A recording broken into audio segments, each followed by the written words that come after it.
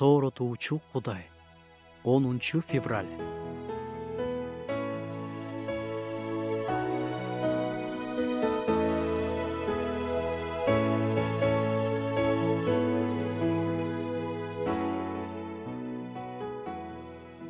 Жашооңузда бирөөлөргө кеңеш берип көрдүңүз беле?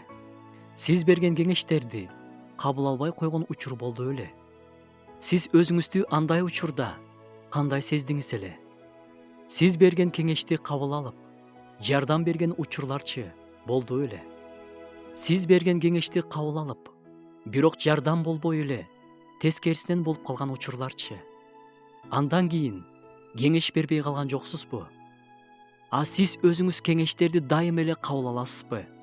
Сиз кеңеш бергенди жакшы көрөсүзбү? Же кеңешкенди жакшы көрөсүзбү? Негизи эле кеңешүүгө кандай карайсыз?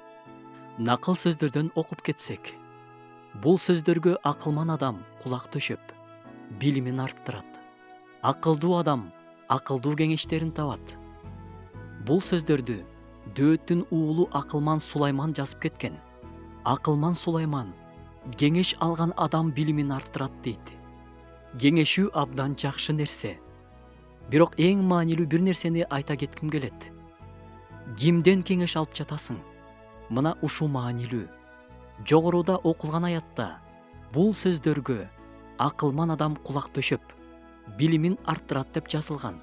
Демек, Кудайдын сөзүнөн акылмандык алган адамдар менен кеңешүү керек.